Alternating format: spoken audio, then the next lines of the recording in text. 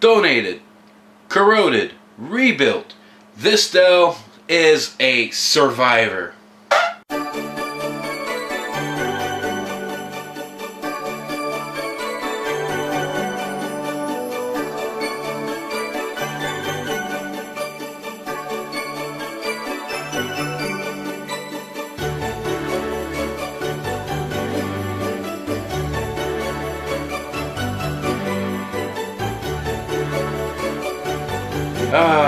The Dell Inspiron 1000, powered by a Celeron 2.2 gigahertz, a, well, dead hard drive. I think it was 40 gig. Yeah, it's 40 gig, alright. And, well, how much RAM? I think it was 256 megs of RAM. Well, this laptop has been corroded, wouldn't post properly, well, wouldn't post at all, actually, and tearing it open, rebuilding it, got that machine to go. And before I actually start, I have to show you the casualties on this. Let me reach at the back. Magic. Ooh. Well, not really. We have a dead Hitachi hard drive that won't even try to spin. Reason being, corrosion over here, corrosion building right here. You probably won't see it, but yeah, never leave your laptop out in the water. Hell no.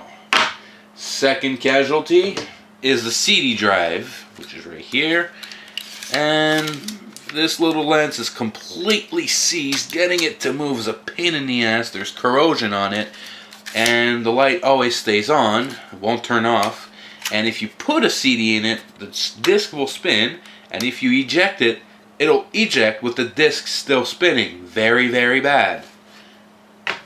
And the third casualty, the battery. Yep, the battery. This machine will not post if you have the battery installed. Beats me. I think there's an internal short. But I guess I'll try it right now. Before we do an overlook, let's just show me the proof, you know? Alright, we're ready to go. And as you'll see here, it should post. It also has a water damaged LCD screen. You probably may or may not see it quite right. I don't know, maybe it has a protective screen. You're not seeing it, but I'm seeing it. That's odd. Oh, no, you're seeing it. My bad. So this is with the battery removed. Let me go ahead, put it in.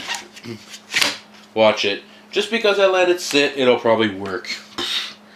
Now the battery light's on. Let me turn it on, and nothing will happen.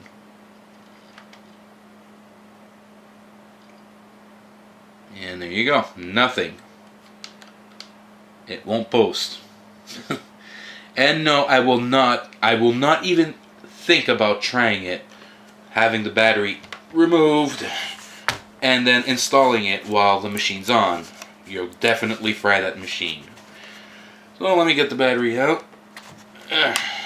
And yep, tell that battery to go fuck itself. You could always replace the battery, but this machine is extremely corroded and has a bad fan. Well, it isn't corroded anymore. So as for ports, what do we have? One card bus and microphone and headphone jack. Do I have them right? Yeah. Over here we have our hard drive tray. You have to remove those two screws. The hard drive's around here, and there's another screw here to disassemble the machine. It's kind of overly large for no good reason, really. Right here is our battery slot, which is now a big hole. This is our replacement CD drive. I think it's a CD DVD ROM. Yeah, CD burner DVD ROM combo. So I'm keeping the, you know, the classics in there. At the back, this is where everything starts to get interesting. We have our power, a VGA, your exhaust fan, modem and Ethernet jack, 3 USB ports. Now this is an odd one because normally they would always ship with 1 or 2, but 3, nah, that's actually nice. But you do lose the PS2 connector, so you're shit out of luck. And the Kensington lock here, and as proof of corrosion, look at that screw. It's rusty, rusty, rusty. And I've seen rusty screws all over this machine. And that's a 360 tour at the bottom. Once again, there's no docking station for this one, so too bad. This is where you put your memory in, and that's pretty much it. Your intake is right here. The fan doesn't seem to blow enough air through, so the machine, after 15 minutes or 20 minutes, it'll shut down, and it'll, because of overheating. So I have no idea. Maybe it needs a replacement fan, or maybe it's just too bad for this machine. I mean, that sucks. So now, let's go ahead and power it up. Let's not forget our hard drive LED, caps lock, num lock, and scroll lock. So now, let's go ahead and turn it on, see what you can do. The hard drive has Symbian Linux in it, and it's kind of surprising. So let's go ahead and enter setup. And as you can see here, the laptop is, well, was filled with water. Now it's completely messed up. You can still see, but it's... ugh. Anyways, doesn't hold the charge on the CMOS battery. Again, not surprised. I was wrong. It has a 512 meg module and a 256 integrated meg module. Yeah, it has integrated RAM.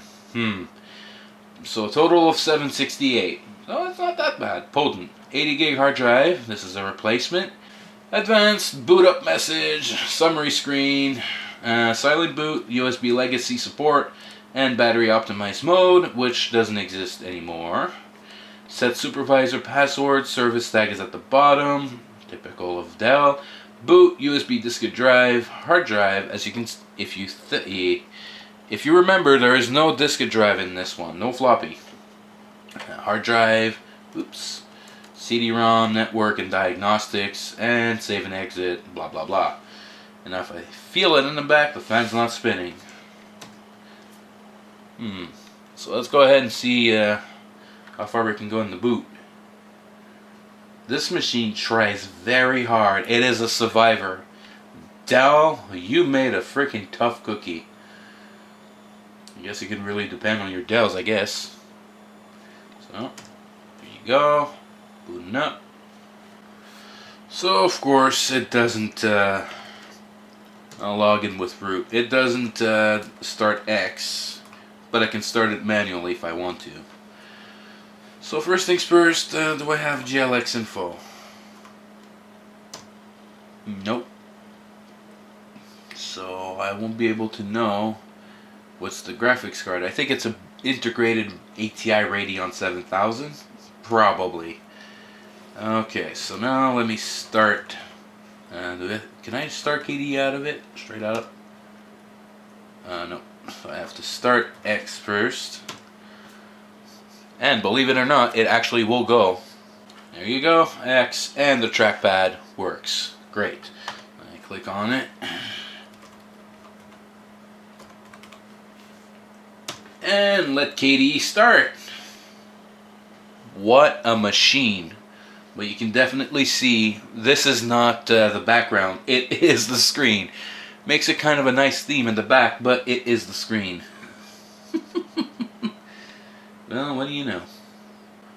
Well, it's going to have a hard time trying to start KDE, and I don't really blame it because 768 megs of RAM in a full-blown machine, full-blown operating system ain't going to cut it really. So it'll eventually start. The speakers do work, which was at the front, and yeah, that's pretty much it.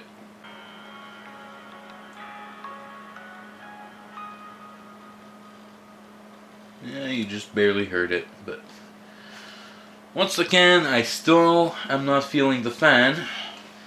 And let me just verify at the bottom for you. Oh yeah, it's getting hot. Well, it's getting warm anyways. So the fan is really not kicking in. Sometimes it kicks in, but very slowly. Sometimes I have to start it by the screwdriver. Oh, I hate kick-starting fans. I hate kick-starting fans like you wouldn't believe. So I guess I'm going to go ahead and shut it down, and look at that. Not surprised. So let me go ahead and shut it down for you. And how do I do this? Pull the plug. That'll do. Okay, let's wrap things up. So there we go. This is the Dell Inspiron 1000. This thing is a survivor, and this thing normally would ship with Windows XP Home Edition or Pro if you ever desired. And it is a nice sandwich machine. Has a pack of features like 3 USB ports. It's just too bad they're 1.1 speed though. And you have 1 card bus expansion. This laptop was a decent performer and a budget machine as well, thanks to the Celeron CPU. And to this day, it's still, it's still trying. A very reliable machine, and you definitely seem like you can't beat it, really. So this machine overall gets a 7 out of 10. Although feature packed, it does lack 1 extra memory slot, which is DDR, by the way. So it has 256 megabytes integrated, and if you've seen my compact video, I don't like integrated RAM too much because if it goes bad, well, ugh. And later machines like this, even though I haven't seen RAM go bad, it has the potential to actually go bad later on. I have no idea, but I can't stand this, especially on more recent machines like this. I can't stand it. And another thing too, doesn't have any dock support. This machine looks like it would have been great for a professional machine. And it has the very awkward hard drive, well, bracket anyways. It's kind of a bit of a nut duck, bit of awkwardness. But other than that, it's been sort of reliable. I don't know if the fans were prone to failure, but I'll take that into consideration. Even though the machine has been submerged in water, the fan does seem to spin. I don't know. So if you have any questions, comments, anything I've overlooked or not looked at this particular Dell, please feel free to leave a comment down below. Also, if you have a story you want to share with this particular machine you had, the comments down below is right there for you. So, of course, until next time, stay bold and take care.